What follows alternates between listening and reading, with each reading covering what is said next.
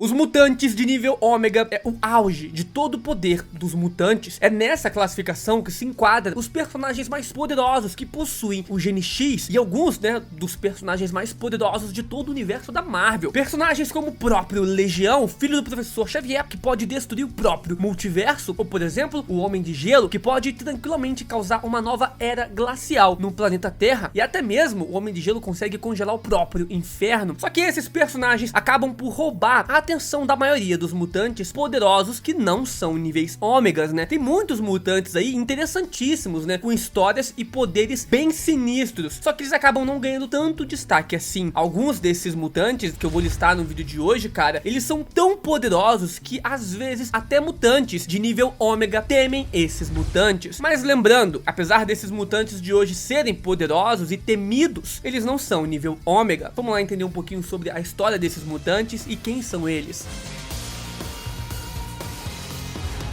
Pra gente começar, em primeiro lugar, Rachel Summers. A Rachel, pra quem não sabe, é filha do Ciclope e da Jean Grey de um futuro alternativo, onde os humanos foram caçados e estavam à beira da extinção. Nessa realidade, a Jean Grey não morreu por conta da Fênix, e a Rachel foi gerada com a mutante possuída pela entidade da Fênix. Dessa forma, a Rachel acabou herdando o potencial telepático da sua mãe e também recebeu uma parcela dos poderes da própria entidade da Fênix. Ela então possui um nível, de poderes mentais quase tão poderoso quanto da sua própria mãe, e junto da energia da Fênix, ela se torna um ser de imenso poder. Tanto que nos quadrinhos, a Rachel Summers, ela enviou a Kitty Pryde para o passado para evitar ali a extinção dos mutantes, nessa saga dos quadrinhos. Inclusive, esse acontecimento da Rachel enviar a Kitty Pryde para o passado, foi adaptado nos filmes dos X-Men da Fox, Só que lá a gente não viu uma versão da Rachel Summers. A própria Kitty Pryde tinha esse poder ali de conseguir voltar para o passado. Mas como eu disse, ela é uma mutante muito poderosa, com poderes telepáticos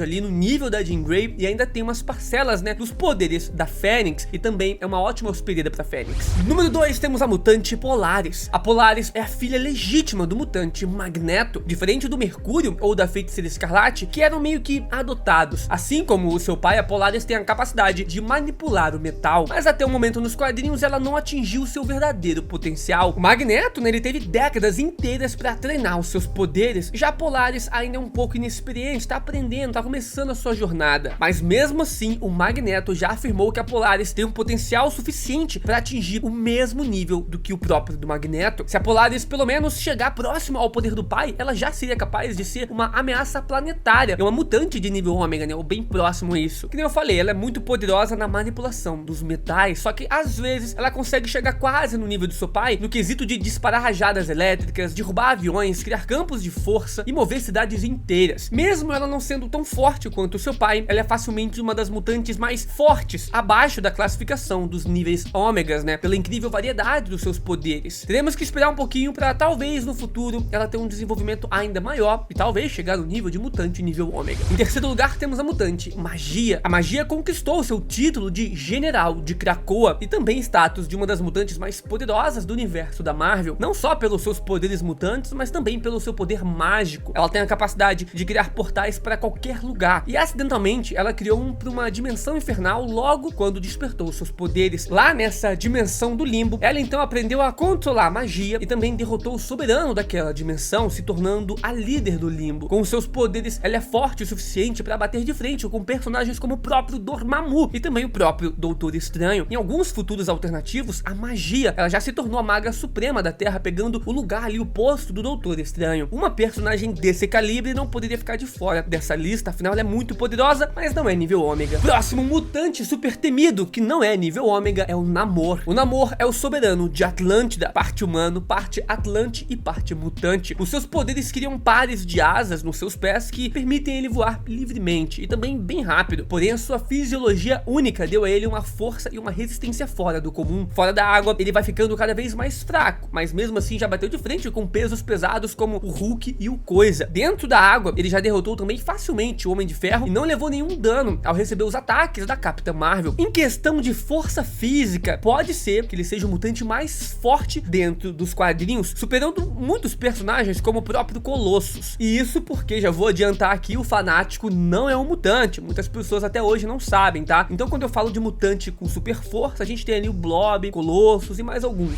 Seguindo, temos o Ciclope. O Ciclope tem um dos poderes mais destrutivos, mais fortes dentro dos seus aliados mutantes. Com seus olhos, ele é capaz de criar uma rajada concussiva com uma força de energia maciça, cara, que consegue destruir quase tudo pela frente. Montanhas, tanques de guerra e até mesmo pequenos planetas, né, sofrem muito ao receber um ataque do Ciclope. Infelizmente, o Ciclope não pode controlar muito bem os seus poderes graças a um ferimento na cabeça que ele teve ainda quando era uma criança. Então ele é obrigado a utilizar um óculos especial que contém os seus raios, já que ele não consegue desligar e ativar os seus poderes quando ele quer. O Ciclope, ele já conseguiu bater de frente com diversos pesos pesados da Marvel, já venceu muitos personagens, só que em questão de poder, ele infelizmente não tem o poder para chegar no nível ômega. Atualmente ele é classificado como um mutante de nível alfa, que é sim bem poderoso, e ele com certeza tem que estar nessa lista. Afinal, como eu disse, ele não é nível ômega, mas ele é muito temido, cara. Se você subestimar os poderes do Ciclope ou a inteligência, né, afinal ele é muito estrategista, você pode acabar perdendo.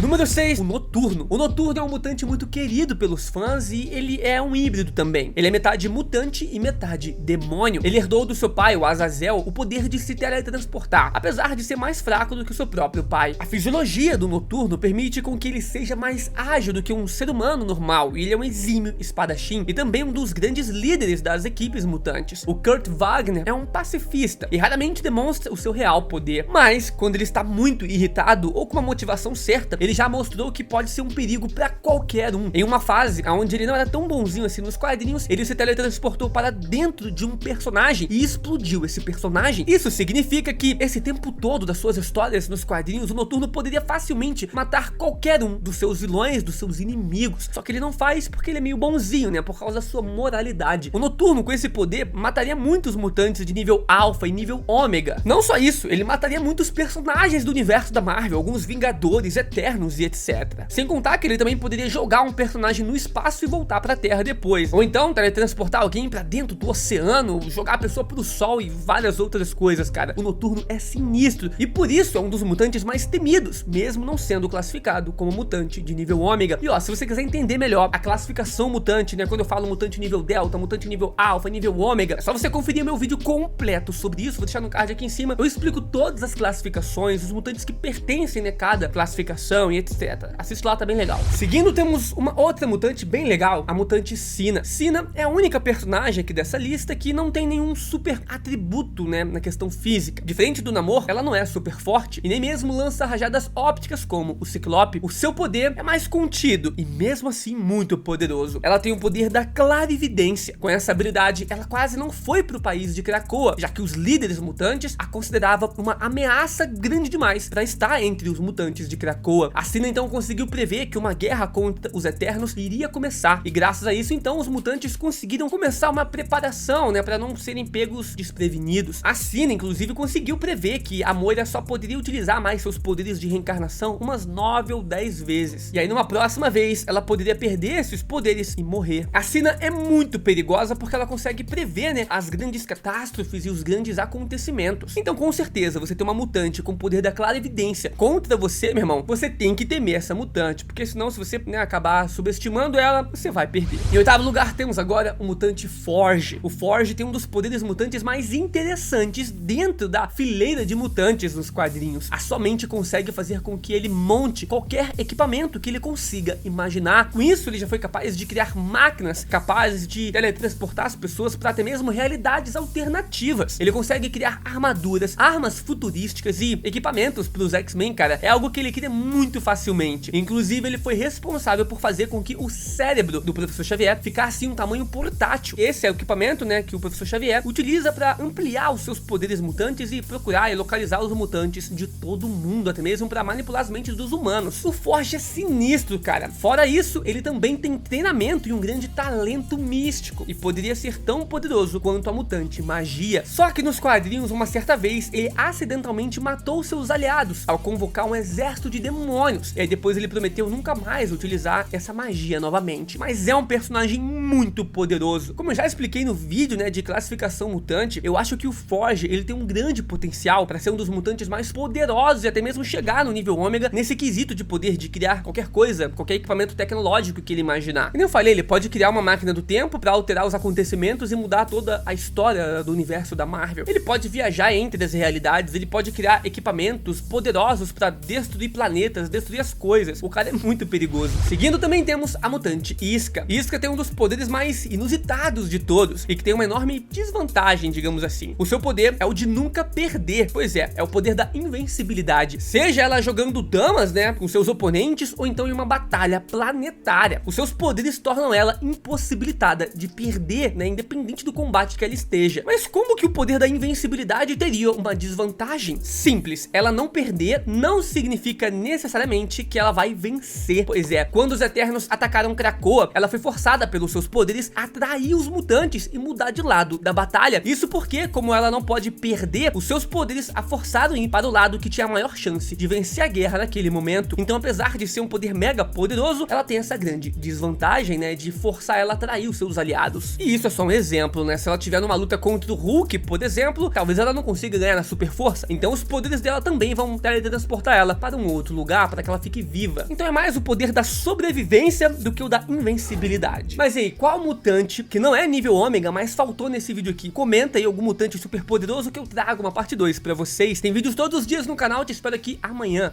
Valeu!